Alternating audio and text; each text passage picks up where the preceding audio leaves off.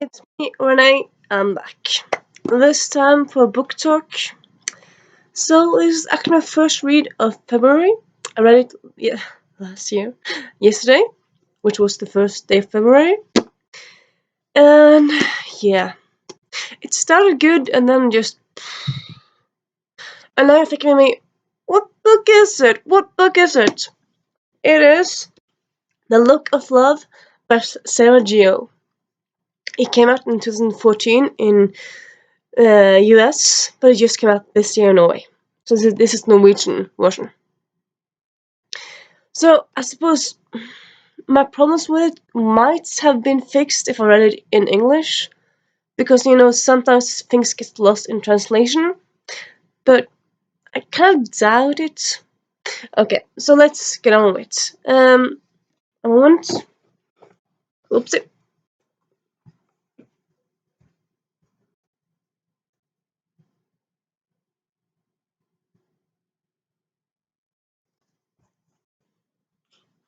Sorry, I just had to turn off the music on my phone. Okay, yeah. So this book, what is it about? It's about a 29-year-old woman named Jane. She works in a flower shop, and on her birthday, uh, when she turns 29, it's actually Christmas Day. She gets a letter in her post saying that she needs to meet this woman she's never talked to before, because it's urgent, and that's more or less it. So first she thinks, is this a joke? Is it a prank? What's going on? I've never heard of this Colette person. She rings her brother and says like, it's not funny, it's not funny. Turns out it wasn't him.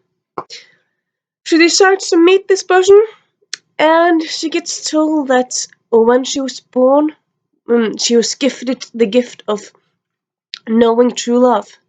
That she can look at people and know if it's true love or not. First she's like, what? But then she thinks she's actually all her life have had this neurological condition, where sometimes she looks at people and her eyesight gets all blurry, and sometimes she can't see that she loses her sight altogether. Just she sees nothing. So it's very strange. She's been going to a doctor for her all her life, and they don't know what's going on at all. So yeah, that kind of explains that. And then she's told that she has to write down and figure out 5 or 6 types of love before the end of the year, or something amazing, something awful will happen. And then first you just know something awful will happen. After a while, spoiler alert, but not huge spoiler, it's just very soon in it, really. After a while, she realizes that, well, she's told that if she doesn't complete that task, she'll lose her ability to love at all. She can't feel any love herself. So, yeah, kind of weird. But other than that, there's no more mention really of like the magical nest by this. So I would say this book is actually up to interpretation. You could believe the magic side of it, the magic realism that she has a gift of seeing true love, or you could think it's the more neurological, it's the more biological thing of it, aspect of it, where she just sometimes gets seizures because she goes to a doctor and the doctor sees that she has something with a tumor on her brain. So it's like interpret. Is it that? Is it that? Is it both? What's going on here? And yeah, and then she has this different side characters that you meet. So there's one protagonist, but you have. I wouldn't say you have several protagonists. I would say like you have several people that are important to the story. There's some characters that are included in the story, I suppose, in a way. They're not protagonists themselves. They're more like important, like by characters, but not totally. So yeah, in a way. Honestly, the beginning of this book, like I read it yesterday for like 3 or 4 hours, and then I went to town to see a cinema, to see a movie. And then I read it on the way to town on the train, and I read it on the way back. So that's how I finished it. And it's not like huge, looks maybe huge, but it's just it is, yeah. It's 300 pages, so it's not a huge page count really. So yeah, when I read it yesterday, the start of it, I was thinking like, I really like this. I really like it. I really like it. I was really enjoying reading it. I really having a good time. And then while I get like suddenly I looked at like sometimes you just read and read and read and you don't really notice the world around you. And sometimes you think like maybe you have to put it away for a bit because you go to the toilet or something.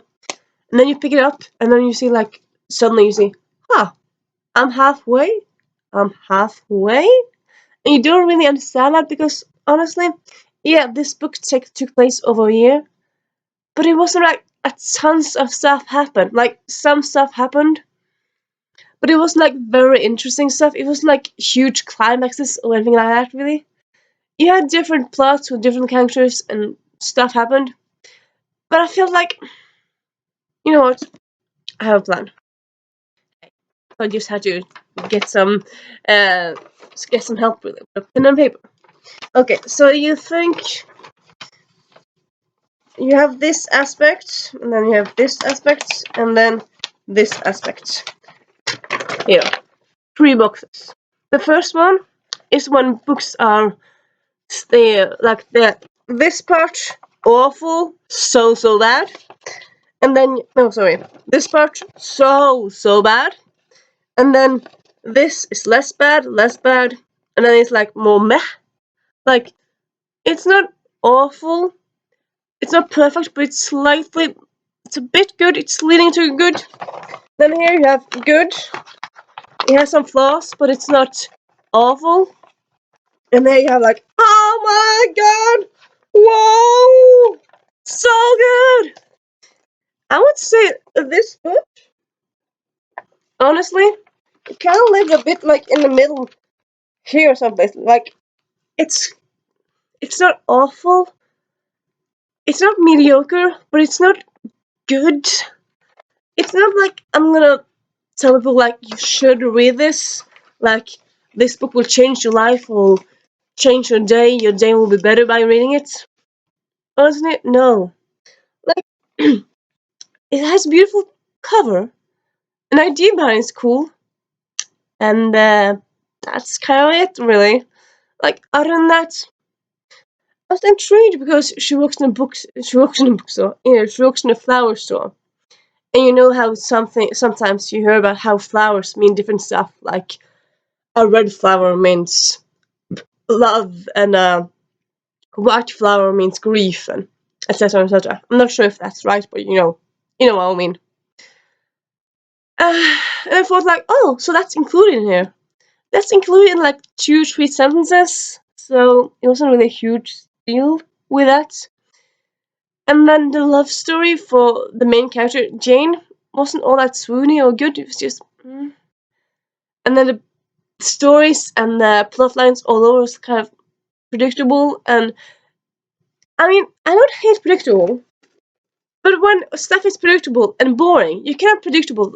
I would say predictable and good is more like my cabbage.